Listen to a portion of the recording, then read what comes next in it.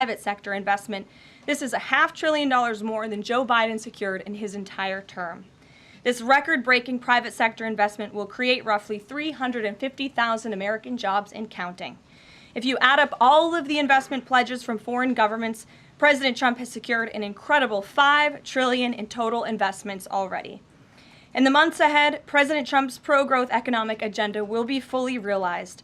The largest deregulatory effort in American history is underway. Unnecessary, burdensome, costly red tape is being eliminated by this entire federal government every day, driving down costs and massively boosting small businesses. So far, President Trump's deregulation effort has already saved Americans more than $180 billion, equivalent to $2,100 per family of four. The president's drill baby drill energy agenda, which he will discuss later this evening in the East Room, is capitalizing on the abundance of natural resources under our feet to generate more affordable electricity, cheap gas, and quality new jobs. All of this will combine to end the Biden-imposed cost of living crisis that's absolutely crushed American families.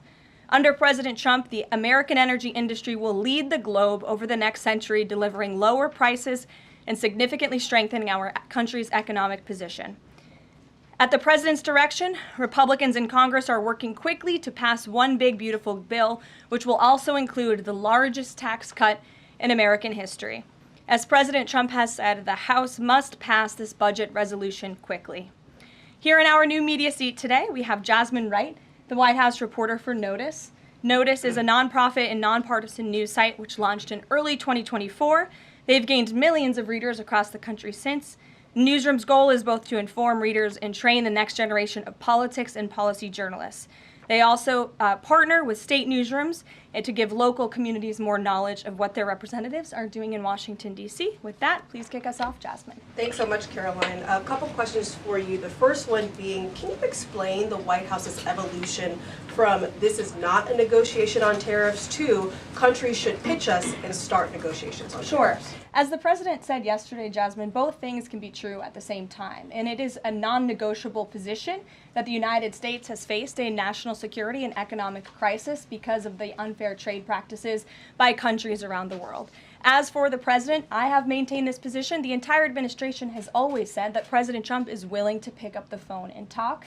And the president met with his trade team this morning, and he directed them to have tailor-made trade deals with each and every country that calls up this administration to strike a deal and listen. And each and every one of these trade deals should be tailored and unique based on that country's markets, based on that country's exports, the imports here in the United States of America. What makes the most sense for the American worker and for our industry? The president is focused on putting America first. So was the evolution not factored in or determined by kind of the tumult in the stock market? Was that not a part of the consideration to start making these negotiations and deals? Again, I would reject that there was an evolution. On day one, we had said that the president will always pick up the phone for other nations and other companies that call this administration. The president always has a listening ear, and it's a non-negotiable fact that America has faced a national security and economic crisis for many decades, and President Trump is just the first to address this. And then my last question, how will negotiations change how much revenue the White House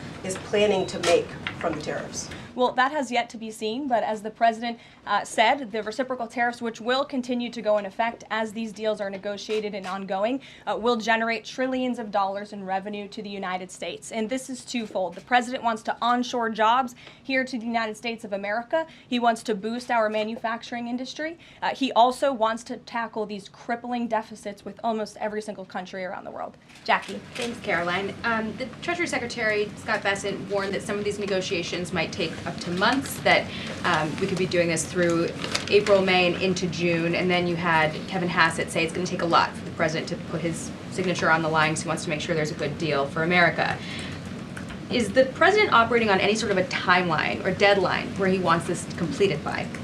Well, we always move at Trump speed here at the White House, which is incredibly fast. I know you all know that from covering this White House day to day. The president likes to get things done, but he's very much focused on ensuring that these deals are good for the American worker, they are good for American manufacturing, and again, that they tackle these crippling deficits with these countries. All options are on the table for each country, but again, these are going to be tailor-made deals. They are not going to be off-the-rack deals, as the president has called it, and he has directed his entire trade team to be part of this effort. So that includes Secretary Bessent and our National Economic Director, Kevin Hassett. It also includes Secretary Lutnick, Peter Navarro, the entire trade team, Jamison Greer, who was on the Hill today. Everybody who was involved in this incredible, fair, reciprocal trade agenda will continue to be involved in negotiating these deals. And then yesterday, Goldman Sachs put out a research note. It put the odds of a recession at 45% within the next 12 months, up from 35%. But Peter Navarro guaranteed last night no recession.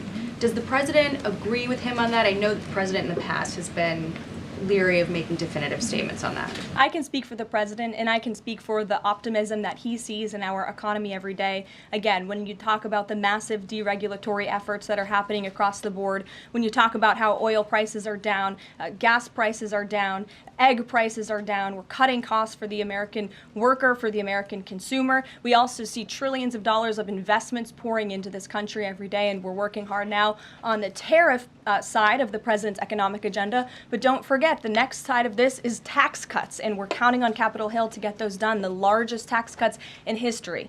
Does that mean that without those tax cuts coming through, that the likelihood of a recession is greater? Nope, that's not what I said. I'm just saying be mindful of the whole of government economic approach that this administration is taking every day. Sure. Go ahead. Thank you, Caroline. You just said that one of the reasons this